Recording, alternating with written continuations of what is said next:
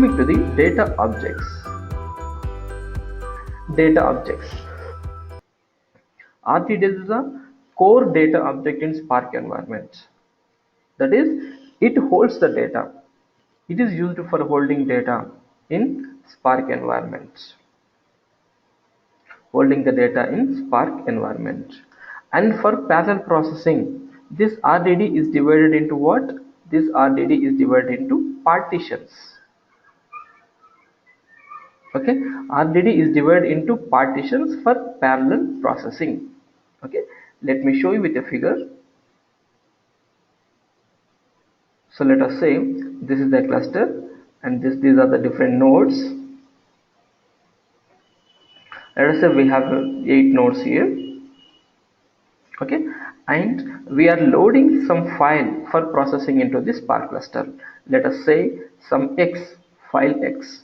So when the file X gets loaded into Spark environment, now this X is no more a file. It is called as a RDD. It is called as RDD. You can give any name to this RDD. X can be renamed as any other value, any other name, whatever you want. Okay, and this RDD will be distributed into all these nodes.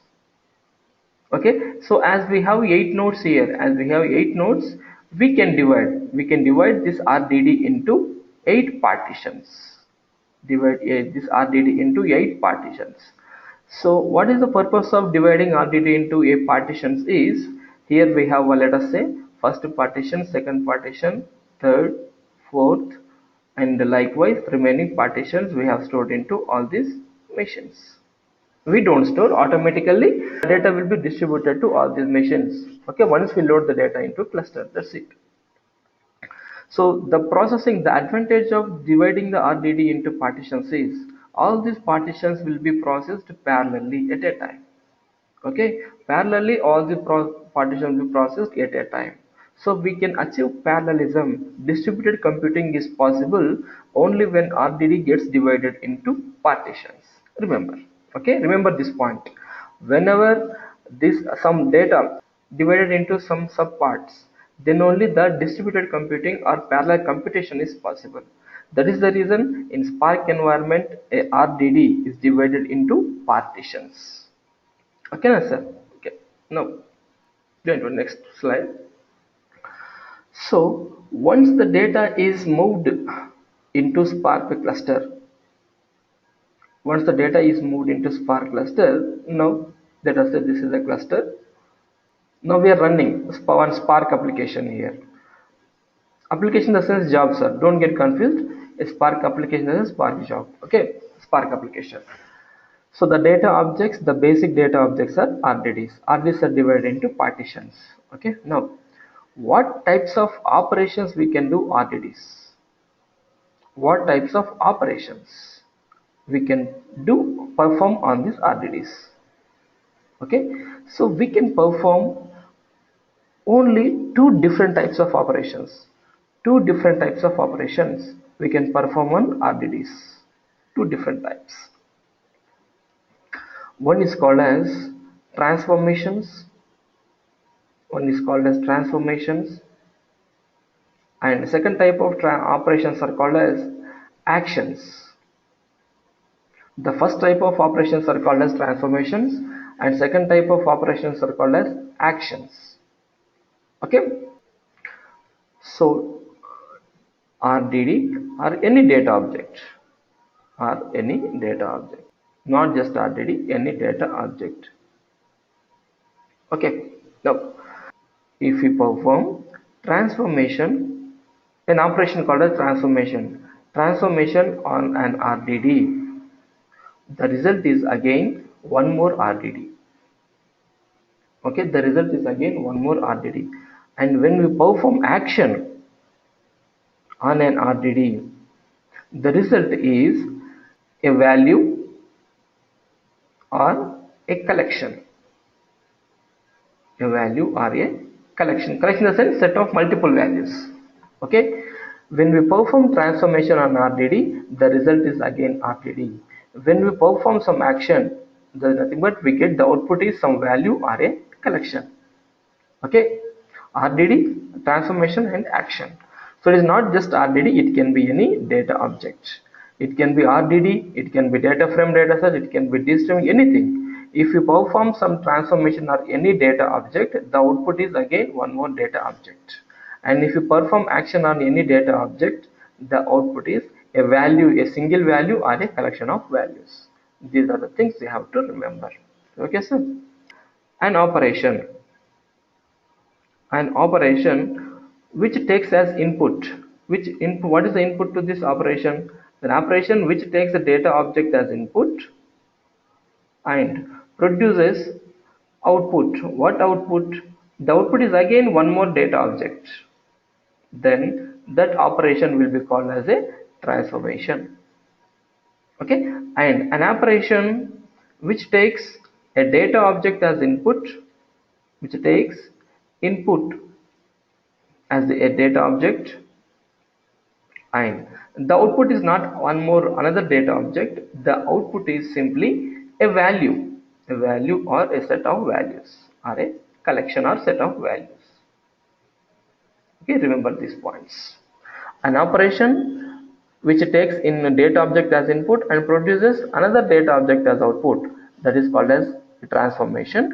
And an operation which takes data object as input and produces a single value or multiple values as output, that is called as a action. I will show you practically all this stuff. Is it clear, sir? Okay, now let us get into the practicals now. So we are starting this Spark in interactive mode, Spark-shell. I'm using master. I'm submitting this application to Yarn cluster.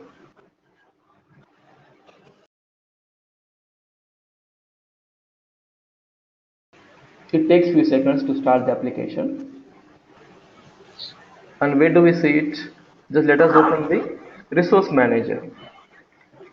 The WebUI port number of resource manager is 8088. Okay, 8088. And you can observe the Spark application here. Name of the application is Spark Shell here. And application type is Spark, and it is running. And the running containers, that we'll discuss everything later. Just observe whether the application has started successfully or not. That we have to verify here. Yes, application is running successfully. A Spark application. Okay. It is running on Yarn cluster. Remember, it is running on Yarn cluster. Okay. In which mode the application has started? The application has started in interactive mode. Remember that. Okay, Spark Shell. It is a command to start a Spark application with Scala environment in interactive mode. Spark context. You can observe here. The Spark context is created automatically when we launch application in interactive mode. You can observe here. Spark context is available as SC and SQL context is available as SQL context. You can observe these two statements here. Next. So directly we can use, they are already created. When we go with interactive shell, they will be already created internally by the Spark itself. Just we have to use them. That is only the thing. Okay. Now, sc dot text to file. I'm loading the data from HDFS / sample. This is the data. Okay. Now, just how to display this data, how to print this data. R1 dot collect dot for each. Already you know this println. Already we have seen this commands in the previous classes itself, but I'm trying to show you what is a transformation, what is an action. Just observe. I will do one more operation here. Well, R2 equal to R1 dot map of x implies x plus hello. Okay. I'm writing one more statement here. R2 dot filter x implies x dot contains Hadoop. Okay.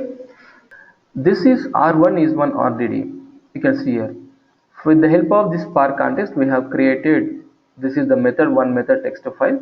The type of file we are reading, that is text to file, and from where we are reading from HDFS.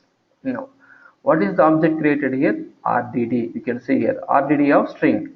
So what is the data in the RDD? The data is of strings. Okay. Now this RDD, R1 is RDD. Now just we shall focus on these two operations now. Okay.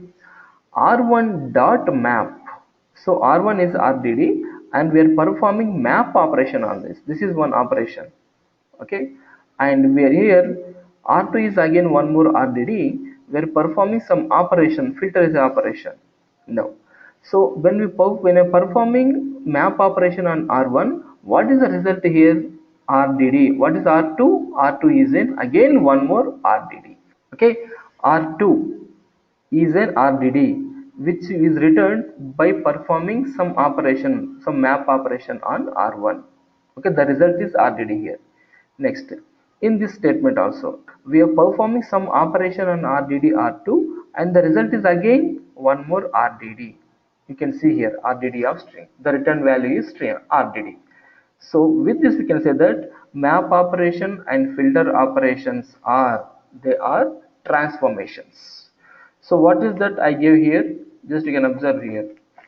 See here, an operation which takes a data object as input and which gives again one more data object as output, that is called as transformation.